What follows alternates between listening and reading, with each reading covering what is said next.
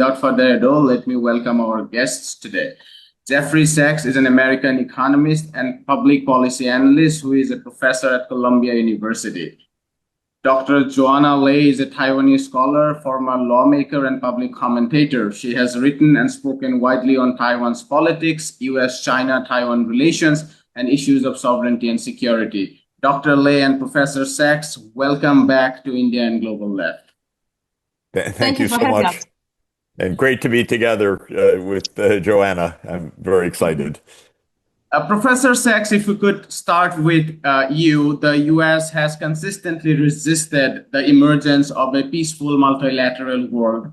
And figures like Elbridge Colby, Secretary of Pete Hegseth, has been constantly discussing war as a way to preserve U.S. primacy. How dangerous is the situation in Asia Pacific in particular?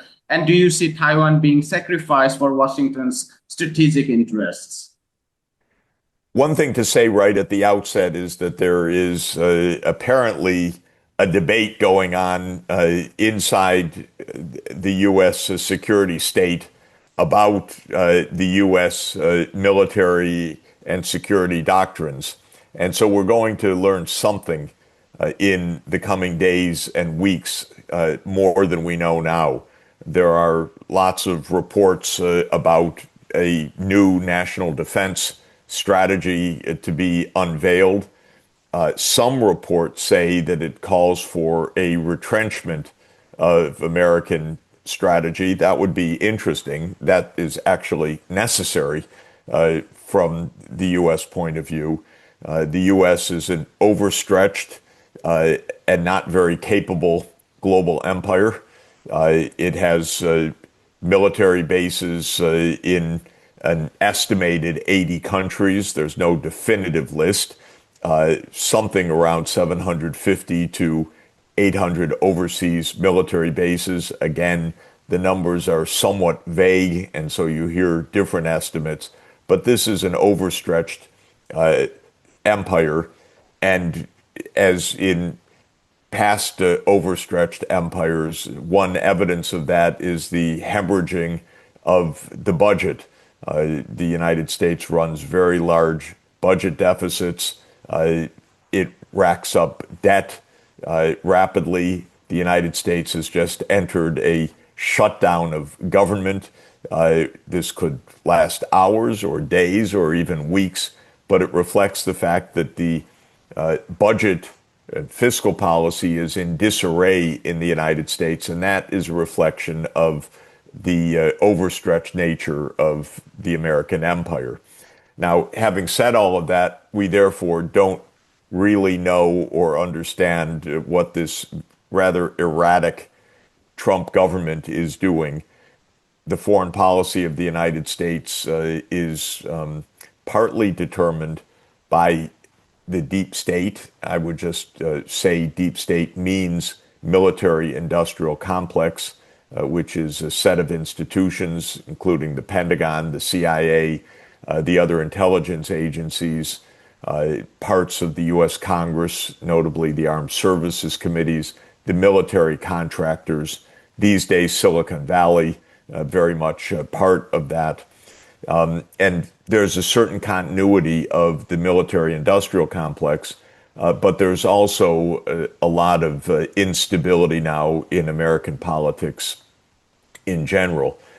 With Trump, we have an extremely erratic leader, not very intelligent, not knowledgeable about history, very impulsive, not very strategic, and with very strong views, but strong and sometimes labile views, meaning that they're strong, but they often change as well, depending on who has spoken to the president. This adds another layer of unpredictability. So to come back to your question, we don't really know.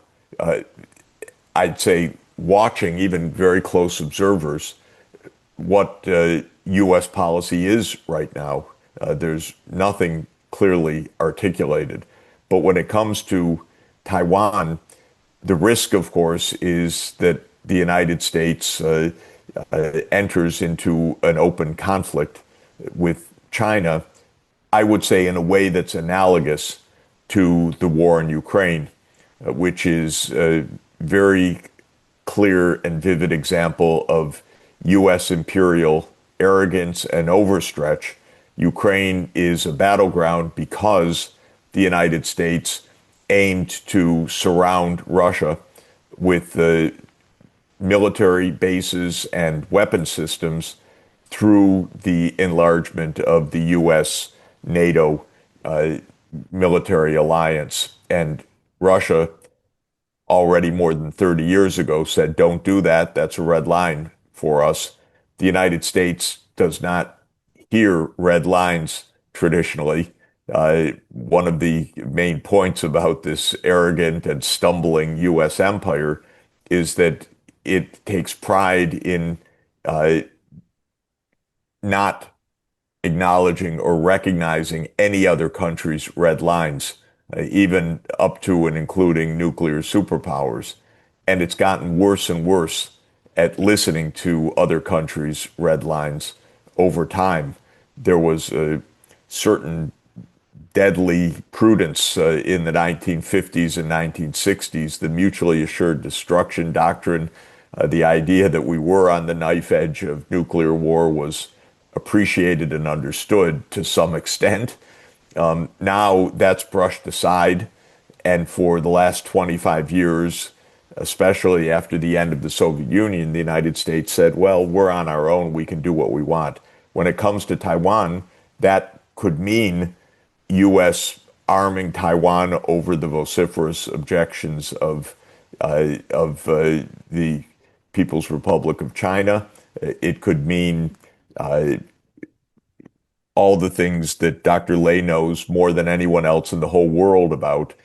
So I won't say more, but it could mean making provocations that could lead to an open war with China.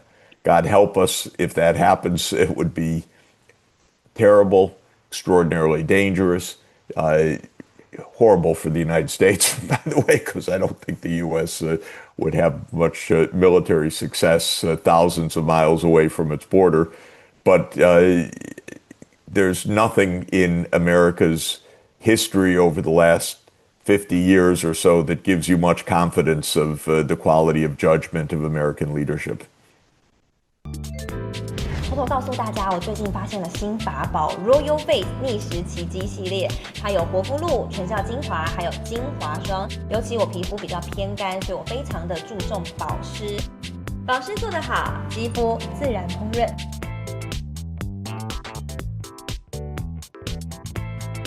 提亮肤色更年轻，抚平皱纹超有感，而且气色变好。用心保养，每天都更美一点。